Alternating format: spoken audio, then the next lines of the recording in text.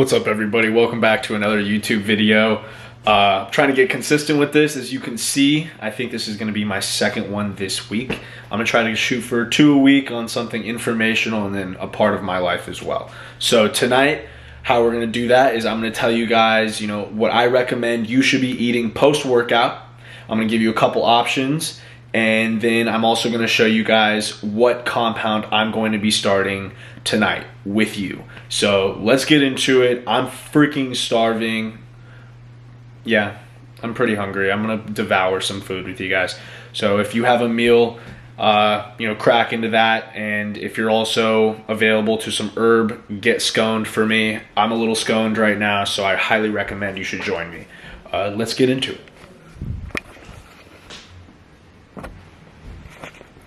There's Boo. Boo Boo. Hello. That is Boo. All right. So first things first, let's start with what should you be eating post-workout.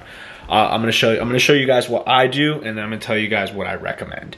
So personally, I have a super simple carbohydrate, and my coach wants me to be eating a kid cereal. So I eat a kid cereal. Here are my kid cereal options. I got Reese's Puffs and Cocoa Puffs. Sometimes I get more, sometimes I don't, depends on my budget. Tonight we're doing Cocoa Puffs, and that is gonna be right over here. There they are. I'm gonna be doing 125 grams of carbs from kids cereal.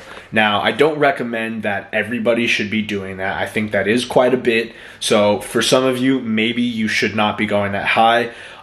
Definitely do not eat a lot of simple carbs post-workout if you are, if you have high blood sugar, if you are insulin resistant, and you have a hard time spiking your insulin, or if you're already diabetic or pre-diabetic. I don't recommend eating a ton of simple carbs. In fact, I recommend eating maybe a slightly slower digesting carb, such as maybe sweet potato post-workout. But you still can have some simple carbs. I was pre-diabetic. I've been taking supplements to help with that. So I'm eating these simple carbs because my coach and I, think I'm totally fine. So yeah, for a carb source, simple carbs. You want simple carbs because they're going to restore your glycogen levels in your muscles. So the glycogen is going to provide energy for your muscles and endurance, tomorrow, because it's going to be one of your last meals this evening, if you're a late lifter like me. If not, it's still going to refuel your body and your muscles. For protein source, I recommend something fast digesting. So I'm going to do a lean body because that's what I've got right now. I don't want to tap into my whey isolate. Whey isolate is super expensive right now. But if you have the ability, I highly recommend to eat a whey isolate post-workout, or just a lighter digesting protein, maybe like a white fish or salmon or something like that. Not super heavy on the stomach. If you have like a big steak post-workout, you might feel a little lethargic. You might feel pretty heavy. But you definitely want to get some protein in your system. So whatever you got access to, as long as it's relatively easy to digest. And then for fat source, that doesn't necessarily matter. I would go for like peanut butter or olive oil or whatever you got. That's a good healthy fat. Maybe an avocado if you want. That doesn't necessarily play a whole lot of role in your process of building muscle or replenishing your energy sources. So that's what I recommend to eat post-lift, post-workout. If you are an average, just any everyday individual, you're just trying to be healthy, you just want to feel healthy, you want to look good, you want to feel good, that's what I recommend you should be doing. All right, so I'm going to crack into this, I'm going to get my bowl ready, and then we'll get into some of the other information. Just because I feel like it's kind of important, I'm going to show you guys how to weigh out your food a little bit. So I'm going to show you guys how I weigh out my cereal right now. So I've got my paper bowl. I switched to paper bowls. It makes my life a little easier.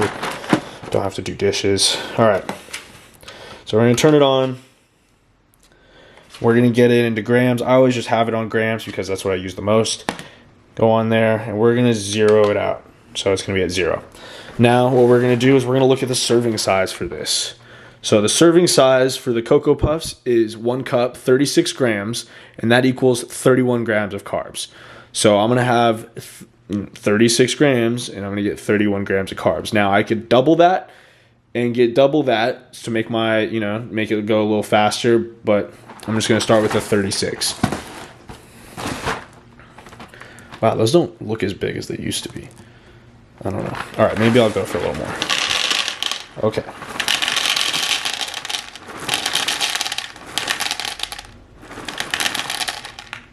Now, if I were to stop there, that's fine. That's what I would be eating for 1 serving of Cocoa Puffs. But I'm going to do 2. So 36 and 36. What's 36 plus 36? So 30 and 30 is 60. Now I add 12. That makes it 72. So we're going to go here. I'm shit at math. Let's go. 72. Boom. 72. Oh, God. 73. That's cool. Okay, 73 grams. Now, I'm going to zero it out again because I'm going to add liquid. And I need to know how much liquid I'm going to be adding. So I've got my original unsweetened almond breeze almond milk. It's only 30 calories per 200 milliliters. And it's 2.5 grams fat, 1 total carb, 1 gram protein. So, if you're on a cutting diet and your coach allows it, I recommend just doing the almond milk or the oat milk. Those are going to be some of your lowest calorie options. If you don't have a coach or if you're not on a diet and you're trying to bulk, whole milk works fine too. A little extra protein, a little extra carbs, and a little extra fat. But this will keep it easy to digest. That's for sure. Okay, so I'm going to switch this to milliliters. Boo's got a hold of one of the Cocoa Puffs in there. Where's it at? Find it. Come on, where is it? Stink. Where'd you do with it? There it is. There's the fallen soldier. There he is. Boom. Alright. Got all zoomed in there for a second. Okay, so back to this. We're going to be in ML. We're going to go 240. Boom, boom, boom, boom, boom, boom, boom, boom. Oh, I don't know if we can even get... Oh, yeah, we can. 248. That's fine. And that is going to be part 1 of our bowl of cereal. Simple carbs. Post-workout.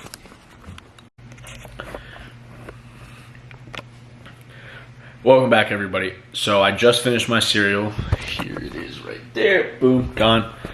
And it's time to get into what compound I will be taking from now on, I guess, moving forward, at least for the remainder of this bulk.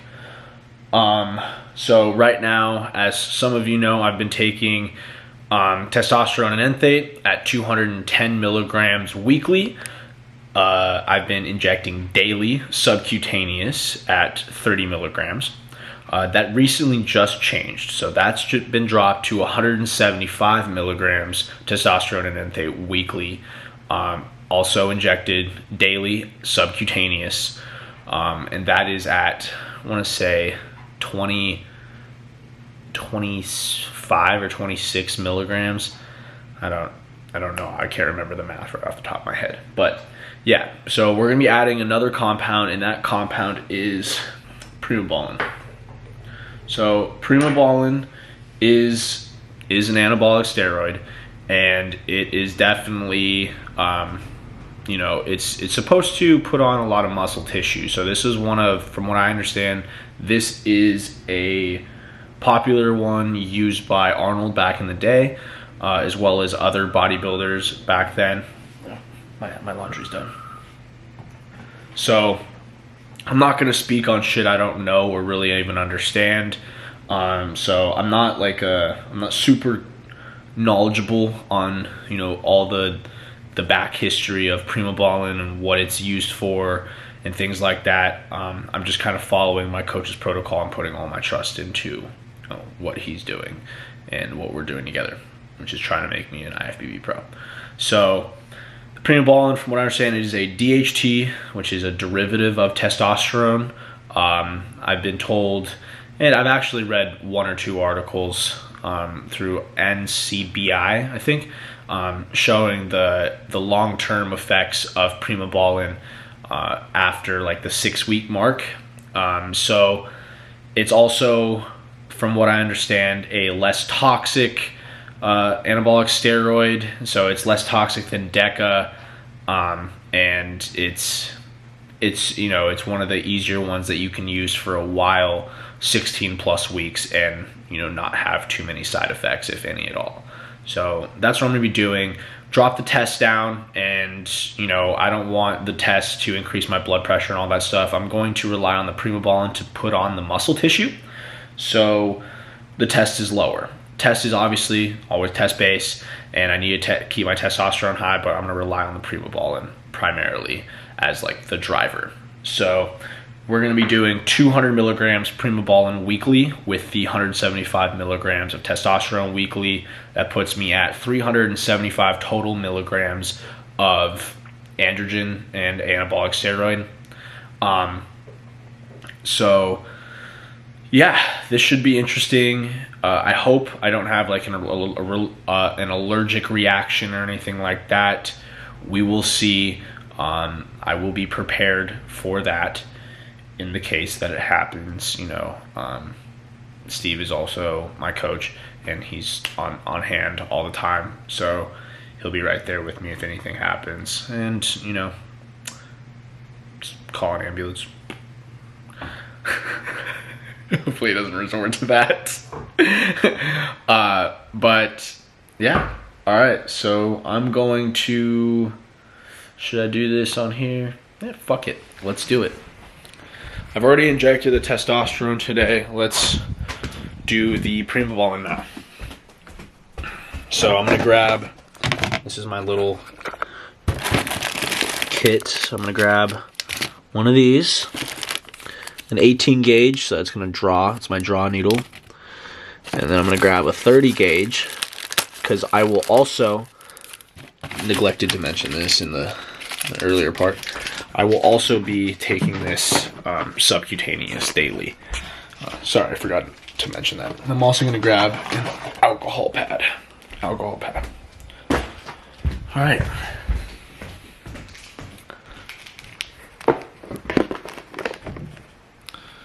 Okay. So you can't really see me. It's all right.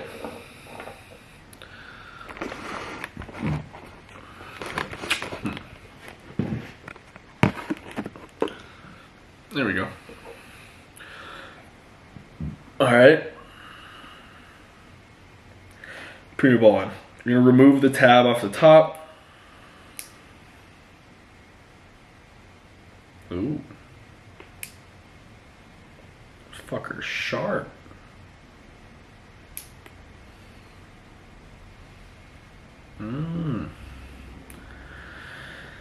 Okay, tab's been removed.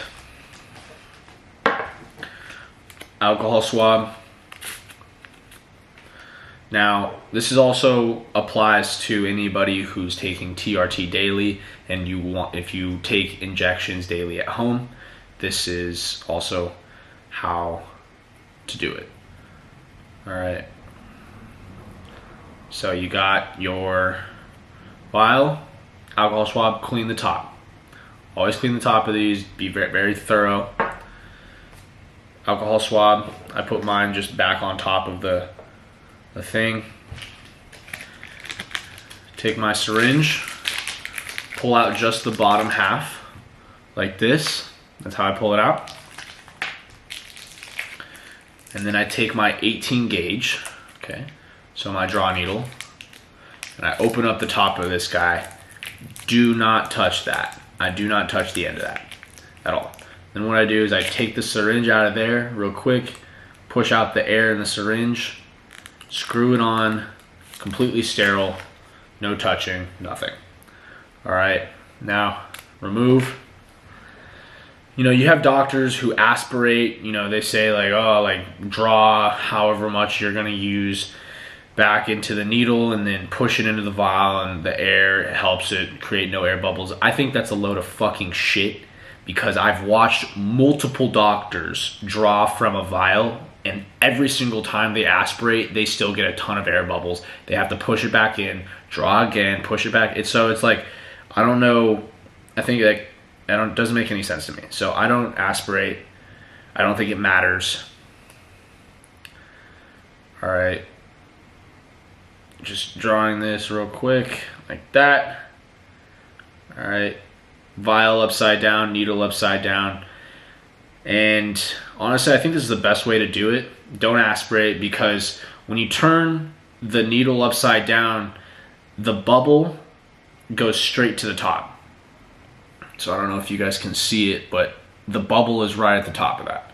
So I'm just going to go down to how much I'm taking daily, which is 3 units. So 0.3.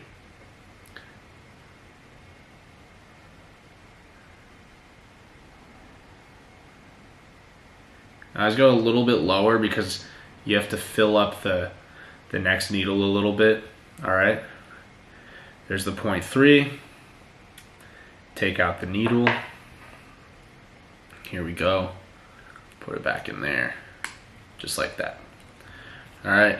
Scrub the top of the vial again with the alcohol pad. Put that down. Take off the drawing needle. Make sure it's capped so you don't have sharps laying around. Do the same thing to the input needle.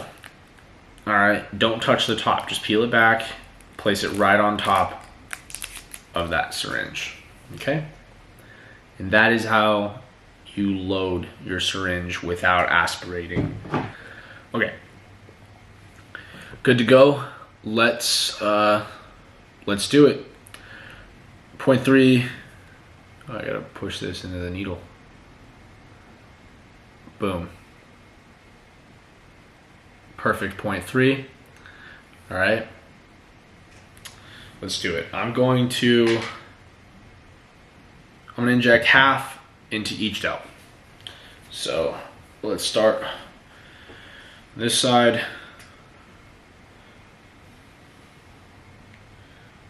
Don't wanna flex the delt, so we wanna stay relaxed.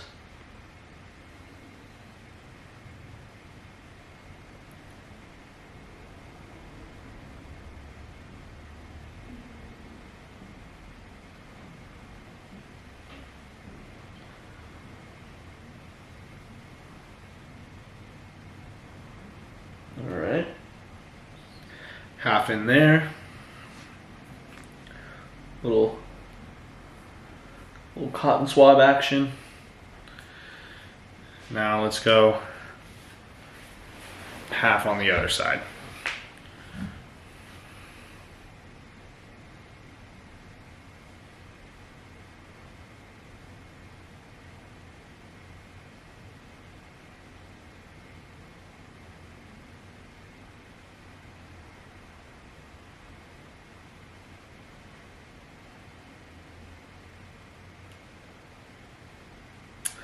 You know, injecting yourself isn't super comfortable, to be honest. It's definitely not one of my favorite activities, but it's all good. Oh, see? That shouldn't really happen. This rarely happens,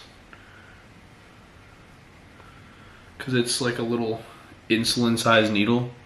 So that amount of blood is actually kind of rare, at least for me. This side, blood's already hardened up. Just a little drippy poo. Nothing crazy. All right, and that is that. Thanks for joining on that video. I hope you guys learned a thing or two. Like, comment this video if you have anything to say, if you hated the video, if you enjoyed the video, If you want to start a discussion in the comments, I'd love to be a part of it. Like, subscribe if you want to support me, and I hope to see you guys next time. See you later.